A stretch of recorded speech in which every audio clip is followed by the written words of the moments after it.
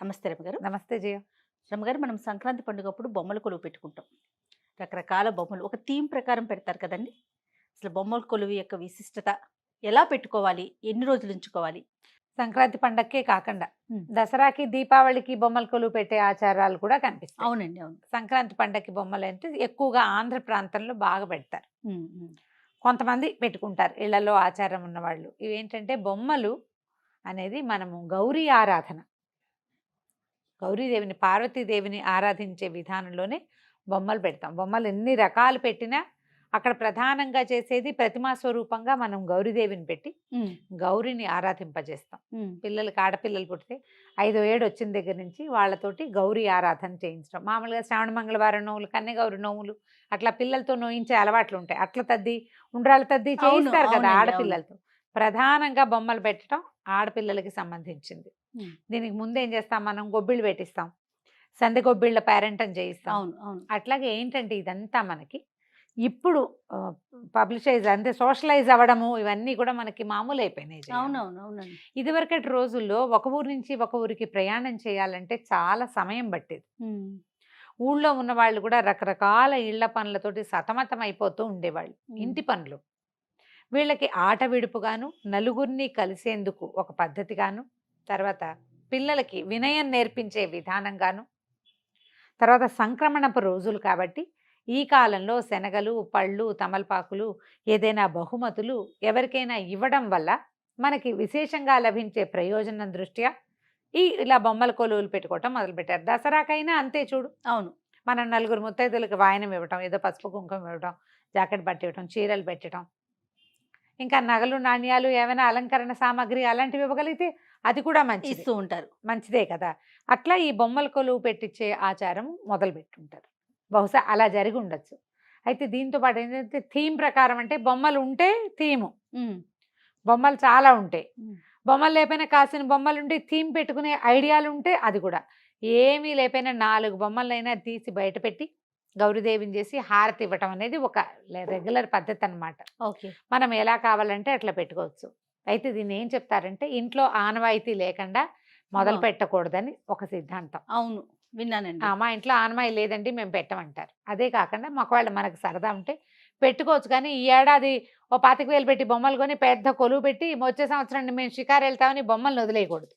ఓహో, ప్రతి సంవత్సరం కంటిన్యూ చేయాలి. ఖచ్చితంగా అంత కొలువు అన్ని థీములు పెట్టకపోయినా బొమ్మలంటూ కొన్నిటినైనా బయట పెట్టి ప్రధానంగా దేవీ దేవతల విగ్రహాలుగా మనం కొనుక్కుంటాం, తెప్పించుకుంటాం, ఆ, వారినైనా బయట పెట్టి గౌరీదేవిని పెట్టి హారతి ఇవ్వాల్సిందే. పిల్లలు, ఆడపిల్లలు ఉన్నప్పుడు చేస్తారు.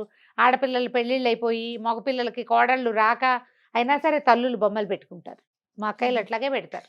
వాళ్ళ ఇంట్లో ఉంది, వాళ్ళు పెట్టుకుంటారు. ఓకే. ఆడ ఎవ్వరూ రాకపోయినా మా అక్కయ్య అంత పెద్దది, 70 దాటిపోయింది మా చిన్నక్కయ్య, అయినా సరే ఆ, కొలువు బొమ్మలు పెడతారు. ఖచ్చితంగా బొమ్మలు పెట్టుకుని మా విజయకయ్య పెట్టుకుంటుంది. తనకి పిల్లలు ఇండియాలో లేరు. కొన్ని బొమ్మలైనా తీసి బయట పెట్టి సీతారాముల సెట్టు, ఉమ్, పారాడే కృష్ణుడు ఉమ్. ఇట్లా పెట్టి గౌరీదేవిని పెట్టి బొమ్మలకి ఖచ్చితంగా ఏదైనా నివేదన చేయటం, బొమ్మలు ఎదురు చూస్తాయని చెప్తారు జయ. ఉహుం. ఇప్పుడు ఆరాధించాము, మళ్ళీ ఈ సమయం వచ్చేసరికల్లా ఆరాధన సమయం వచ్చింది, ఓ, ఖచ్చితంగా చేయాలి అని చెప్తారు. సరదాగా ఒక సంవత్సరం చేసుకుంటాం అని మానేయబోకండి. ఓకే. ఒకవేళ మొదలు పెడితే కనుక ఉమ్. మొదలు పెట్టము, ఎవరింట్లోనే బొమ్మల కొలువు ఉంటే బొమ్మల కొలువుకి రండి అంటే చక్కగా వెళ్ళండి. సోషలైజ్ అవ్వడానికి ఇది చాలా మంచి విధానం. చక్కగా సీతారామ లక్ష్మణ ఆంజనేయులు, ఉమ్, ఆంజనేయుడు సీతారామ లక్ష్మణులు, తర్వాత రాధాకృష్ణులు, ఉమ్. తర్వాత విష్ణుమూర్తి, శ్రీదేవి భూదేవి సహిత విష్ణుమూర్తి, ఓ, తర్వాత రాధాకృష్ణులు ఇలా పెట్టుకుంటాం. అక్కడి నుంచి పారాడే కృష్ణుడు, ఉమ్. వెన్న కృష్ణుడు, ప్రధానంగా ఈ బొమ్మల కొలువుల్లో ముఖ్యంగా ఉండే దేవి దేవతలు వీళ్ళు. ఆ తర్వాత అష్టలక్ష్ములు, ఉమ్. లక్ష్మీ సరస్వతి, వినాయకుడు, తర్వాత ఏమో చిన్న చిన్న కృష్ణ విగ్రహాలు రకరకాలు. ఇప్పుడు బోళ్ళని దేవి దేవతల విగ్రహాలు మనకు కనపడుతున్నాయి, దొరుకుతూ ఉంటాయి కదా. అవునవును. ఈ మధ్య చూశాను ఒకళ్ళ ఇంటొకళ్ళు వారాహి అమ్మవారి విగ్రహం ఇంతది, ఎంత బాగుందో, ఆ, భలే అందంగా ఉంది. వాళ్ళు తమిళనాడులో ఎక్కడి నుంచో తెచ్చుకున్నారు.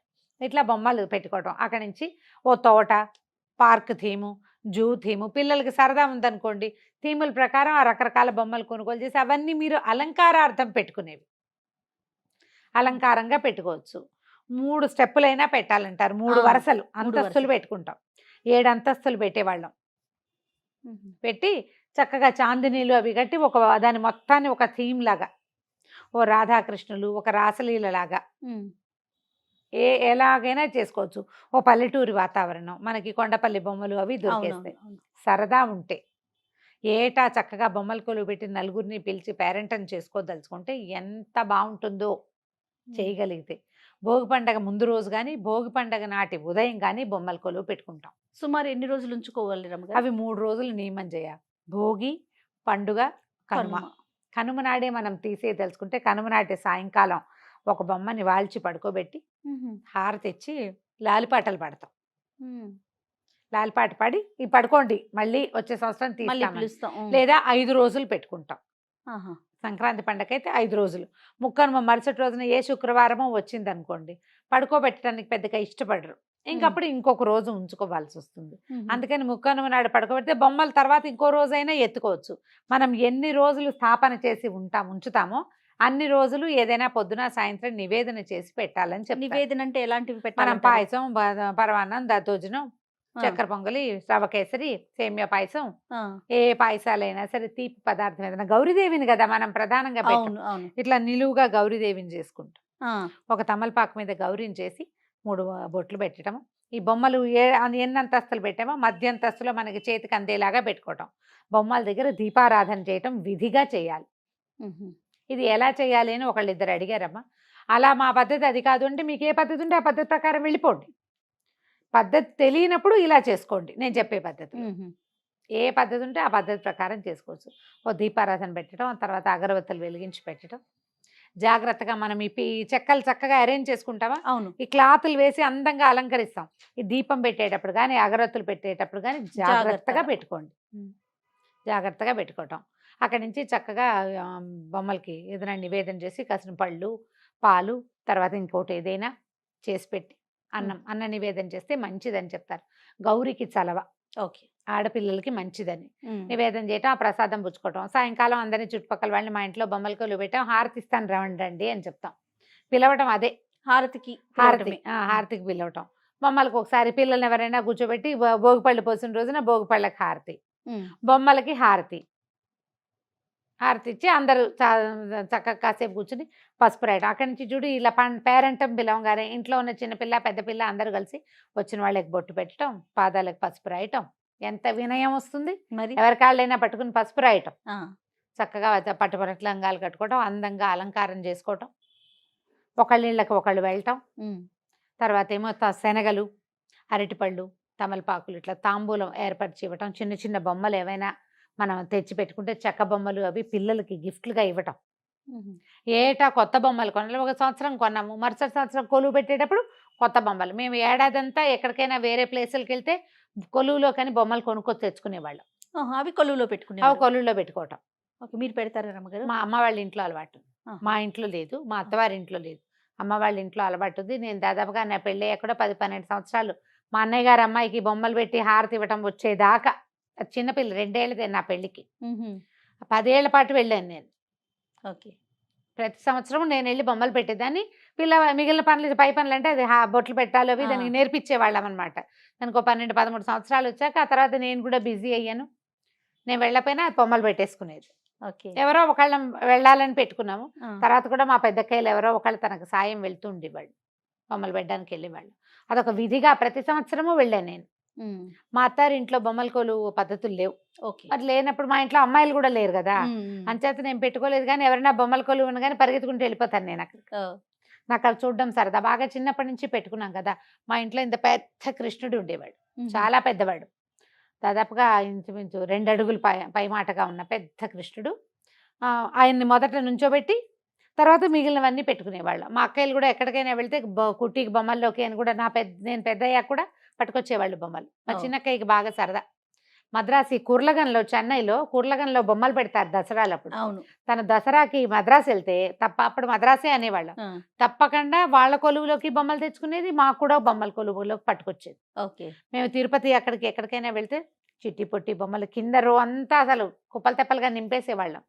పగిలిపోయిన బొమ్మలు కొలువులో పెట్టరు. పగిలిన బొమ్మలు ఎప్పుడూ పూజార్హమైనవి కాదు, తీసి బయటపడేయటమే, వాటిని వదిలేసేస్తాం. మళ్ళీ కొత్త కొత్త బొమ్మలు కొనుక్కుంటూ ఉంటాం. ఈ బొమ్మలకి హారతి ఇవ్వటం, ఒక పేరెంటం చేయటం, నలుగురిని పిలవటం. ఈ రోజున సంక్రమణం కదా, మకర సంక్రాంతి రోజున మనం ఇట్లా శనగలు అవన్నీ కూడా ఎవరికైనా ఇస్తే దాన ప్రక్రియ కాదది.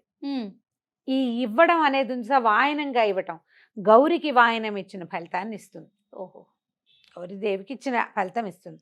అందుకని తప్పకుండా ఏం చేస్తారు, కొన్ని ప్రాంతాల్లో దార పోసుకోవటం అని పసుపు కుంకుమ, తర్వాత ఏమో నువ్వులుండలు, ఖర్జూరాలు, పళ్ళు, ఏదైనా తీపి పదార్థము తప్పకుండా ముత్తైదువులకి ఇవ్వడం ఒక ఆచారంగా కనపడుతుంది కొన్ని ప్రాంతాల్లో. ఓహో. వాళ్ళు దార పోసుకోవటం అని చేస్తారు. తూర్పు వైపు అంతా, అంటే ఇప్పుడు మన వైజాగ్, శ్రీకాకుళమున ఆ వైపు అంతా అట్లా చేస్తారు. మన ఆంధ్ర ప్రాంతాల్లో ఏం చేస్తారంటే ఇలా తాము వాయనంగా ఇవ్వటం. ఉమ్, తెలంగాణలో చెరుకు ముక్కలు పంచి పెడతారు బాగా అవును. విస్తారంగా, తీపి కదా, అవునవును. చెరుకు ముక్కలు పంచడం అక్కడ కనపడుతుంది మనకి, వైజాగ్ వైపు కనిపిస్తుంది. అవును. ఆంధ్ర ప్రాంతాల్లో ఏం చేస్తారు, భోగిపళ్ళు పోసి ఆ రోజు చెరుకు ముక్కలు పంచి పెడతాం, తీపిని పంచటం. ఉమ్, అది ప్రధానమైనది. ఏంటంటే ఇప్పుడు సూర్యుడు గతి మారుతుంది, దానివల్ల భూమికి మళ్ళీ మంచి రోజులు వస్తాయి. దేవతల నిద్రాకాలం సమాప్తం అయిపోయి వాళ్ళు మెలకుగా ఉంటారు. ఈ రోజు నుంచి నిద్రలేస్తారని అవును. కదా, భోగి పండుగ మరుసటి రోజు వచ్చిన సంక్రమణం రాజుని నిద్రలేస్తారని. వీళ్ళందరినీ సంతృప్తి పరచడానికి మనం చేసేటువంటి ఈ ఆట విడుపుగా ఉండే పూజా విధానము దేవతల ఆరాధనా క్రమంలో ఒక భాగం. ఏ ఏ ప్రాంతాల వాళ్ళకి అలవాటు ఉంటే ఆయా ప్రాంతాల వాళ్ళు చేసుకోవచ్చు. కొత్తగా పెట్టేవాళ్ళు 3 స్టెప్పులుగా పెట్టుకోవచ్చు. ఉహు, కొంచెం ఎత్తుగా ఏదైనా వేసి మనం కాళ్ళకి తగలకుండా, పిల్లలు ముట్టుకోకుండా అట్లా ప్లాన్ చేసుకుని పైన ఏదైనా ఒక ప్రధాన విగ్రహాన్ని నిలబెట్టడం, అటు ఇటు 2 చిన్న విగ్రహాలు బొమ్మలే, మట్టి అదే. బొమ్మలు, మట్టి పింగాణి బొమ్మల్ని, చెక్క బొమ్మల్ని, ఈ కొండపల్లి బొమ్మలు అట్లా కూడా పెట్టుకోవచ్చు. మట్టి బొమ్మలు మాకు బందర్ దగ్గర వలంతపాలెం అనే ఒక ఊళ్ళో తయారు చేసేవాళ్ళు. మా దగ్గర ఇంత పెద్ద పెద్ద సీతారాములు కూడా ఉండేవాళ్ళు. ఉహు. కాస్త ముక్కు మొహం బాగుండి చక్కగా అందంగా ఉండి చక్కగా రంగులేసిన ఏ బొమ్మనైనా, పిల్లలు ఆడుకునే బొమ్మలు కూడా పెట్టచ్చు. కాకపోతే మధ్యలో తీయనివ్వకూడదని చెప్తారు. ఆ, పెట్టినాక లాస్ట్ వరకు ఉంచాలి, చివరి ఉంచాలి. వరకు. 3 రోజులు 5 రోజులు మనం ఉంచుకున్న నాళ్ళు ఉంచుకొని చక్కగా చివరి రోజున పడుకోబెట్టి హారతి ఇచ్చేసి జోలపాటలు పాడి పంపించేస్తామన్నమాట. ఇదంతా సోషలైజ్ అవటానికి పెద్దలు పెట్టిన కార్యక్రమాలు ఇలాంటివన్నీ కూడా, అంతే కదా రమ్మగారు? అంతే. గౌరీ ఆరాధనా క్రమం అంతే. పిల్లలకి ఆరాధనా విధిని అలవాటు అలవాటు చేయటం, నలుగురికి తాంబూలాలు ఇవ్వడము, ఈ మంచి రోజుల్లో ఎవరికైనా ఇచ్చిపుచ్చుకునే ధోరణి పొరుగుతో చక్కగా ఉండటం, దానికోసం అని పెట్టింది. మంచి పద్ధతి, కుదిరితే చేసుకోవటం. తప్పకుండా రమ్మగారు. నమస్తే. నమస్తే.